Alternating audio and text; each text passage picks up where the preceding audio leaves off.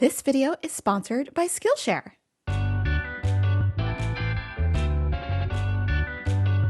Hey friends, it's Kay. Welcome back to my channel, or welcome if you're new. Hello, my name is Kay. I'm a professional home organizer, and today we're going to talk about 7 mistakes that you may be making while attempting to organize your home. I'm going to give you a little organizer tough love today, so I hope you are ready for that. Before we get started, this video is sponsored by Skillshare. We'll talk a little bit more about Skillshare later in the video, but first, we're going to get you, we're going to sort you out a little bit. So I have helped so many people organize and declutter their homes, and I see the same behaviors over and over and over again. And even me, I'm even guilty of some of these things. So I'm going to teach you about the mistakes that I've seen people making and that I've actually made myself when trying to get organized. All right, let's get started. So the first thing that can really derail your organizing and decluttering journey is setting unrealistic expectations or actually expecting perfection. No one is perfect, no person is perfect, and no organizing system is perfect. Organizing is a process, and good enough is where I strive for everyone to get to. If you're expecting for your house to look like Better Homes and Gardens or Pinterest or TikTok, it probably won't because those things are hard to maintain. They look really pretty, like the Container Store catalog looks beautiful, but I don't think that anyone can live like that 24/7, like just all the time. It's just not possible. You live in your home, you're living, you're laughing, you're loving. Give yourself a break. So strive to get to good enough. Good enough is a great place to get to, actually. The second mistake that I see people making when they're organizing their home is decluttering. Like the one time they go through and they're like, yeah, we're going to do big declutter, and they do big declutter, they take their donations, and then they never do it ever again. Why would you only do it once? You have to do it regularly. Your life is dynamic. You're always changing. Your life is exciting. You have new hobbies one day. You're, decided to get rid of something the other day. So keep doing the decluttering regularly. I've seen a lot of people just get into a thing where they just stop decluttering altogether because they did it already. No, you got to do it like on a regular basis. I always recommend to my clients at least do it 4 times a year. Do it every winter solstice, summer solstice, fall equinox, spring equinox. I always recommend doing it at the beginning of each season. That way you have like a date to go for. You're like, oh, I'm going to do my spring cleaning or my winter cleaning or fall cleaning, just so you have a goal to go to. And if you want to do it more often, I say go for it. And again, don't get into the trap of just decluttering just for the sake of decluttering because you thought it was cool. Only keep the things that you need, and you do need some stuff. You need toilet paper and like a shirt or something. Don't get rid of all of that stuff. But just make sure you're keeping up with the decluttering. Your life is dynamic, and so is your relationship with your stuff. So if it has to go, it has to go. Not just because you did your decluttering session last week. Maybe you got more. Go for it. Number 3 is beating yourself up at any point in this process. Here's my tough love to you. Stop doing that. There's already enough negativity and stuff coming from outside. You don't need it coming from in here too.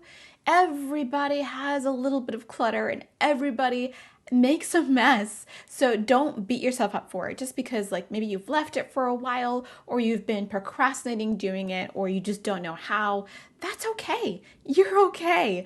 Don't beat yourself up for it. It's not going to do anything for you because what's going to happen at the end of your beat up session on yourself? You're like, oh, I'm so messy and can't believe I said. What does that do? What'd that do for you? What'd you get at the end of that? What's the prize? Nothing. And secondly, you're wasting time and motivation and energy that could be spent decluttering or organizing your house or making your place a wonderful place to live.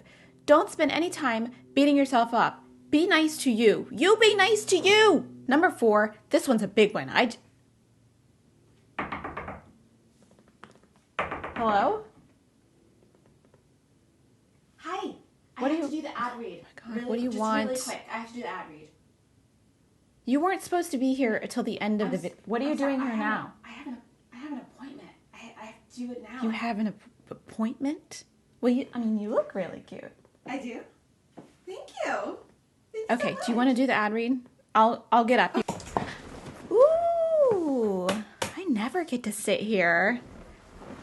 Hey everybody, it's Sponsored Kay here, and I am here to tell you about today's sponsor, Skillshare. Skillshare is an online learning community where millions come together to take the next step in their creative journey with thousands of inspiring classes for creative and curious people. There are so many classes you can take, including entrepreneurship, plant keeping, cooking, baking, interior design, which I love. I used the entire interior design class to actually style my bookcase behind me. You can see that I did a spectacular, well, I don't know if I did a spectacular job, but I did a job styling my bookcase. I took a class from Havenly on interior designing and styling, and I think it really helped me decorate and style my bookshelf, and I love the way it turned out. Skillshare offers classes designed for real life, so you can move your creative journey forward without putting your life on hold. Just because you've watched a class once doesn't mean you can't watch it again. I've watched classes like 3 and 4 times. I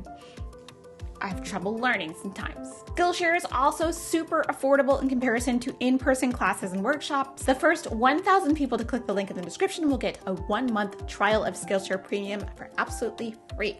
I also learned some video editing things on Skillshare. Can't yet tell. Maybe you can't tell. It might be bad. Who knows? Anyway, thanks so much to Skillshare for sponsoring today's video, and now I'll give it back to her. All right, I'm gonna go.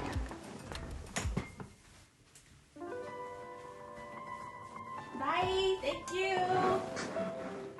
Bye. Bye. Number 5 is putting away your donation pile. And I've seen this. It sounds stupid, right? Like you have your pile of donations you've already decluttered. You're like, yeah, I'm going to take it to the Goodwill. And then it ends up like you're like, but I'm going to put it in the closet. You're laughing right now, but I see this all the time. Like I go over to someone's house and they're like, yeah, I have this pile of donations. And I'm like, oh, cool. Where is it? And they're like, it's in the closet on a shelf, ready to go. I'm like, is it ready to go? Because to me, it looks like you put it away. Don't put away your donation pile. The thing I recommend is put it in your car, if you can put it in your car, or put it in your car and then take it to the donation center. Just take it away. If you don't have a car, you can, arrange other means to get there. But just take it or call somebody, have them take it away. My favorite way to get rid of stuff now in 2022 is actually Facebook Marketplace or any like Facebook with those like buy nothing groups. People always want your stuff. They always want it. Put it on the Facebook. Someone will come take it away. Poof, it's gone. You don't have to worry about it. Just don't put it away. Don't stop. Number 6 is choosing methods of organizing that look cute and trendy but don't work for you. I've seen this so many times when people set up these little like cute organization methods, like they're like, oh, I'm just gonna put all of my like cups and plates and stuff on open shelving because I heard open shelving is where it's at. Listen, you have to be prepared to keep open shelving really neat and clean all the time, and maybe that's not for you. Don't choose an organizing style just because it's neat and trendy and cute. You have to choose an organizing method that works for you. If you're the kind of person that needs to like throw your coat on a hook when you come home and not put it on a hanger, open the closet door, put the hanger in the closet, close the closet door, then use a hook and just be okay with that. Be okay with the person you are. Self-acceptance. We love that. Did I skip number 4? I skipped one, but here's the one I skipped. Buying organizing products before you even finish your project, or even worse, before you start. Because part of the organizing process is decluttering, you may be buying things to store items that you don't need. Did I get that out right? Before you buy products, please do the decluttering process. First, do the organizing first to see where you want to put things. And if you need a shelf or a drawer organizer, then go out to the Container Store, have a great time, spend your money. But that is the last step in the process, the cherry on top, the sprinkles on the sundae. It is not the first thing you do. I have walked into so many houses and seen the Container Store bags. I've mentioned the Container Store a lot in this video. I'm nothing wrong with them. I don't know why. It's just there. Anyway, I've seen shopping bags full of organizing products. I've seen IKEA products. It's the way they went to whatever store. They bought all the bins and baskets, Target, and they're in the bag with the receipt.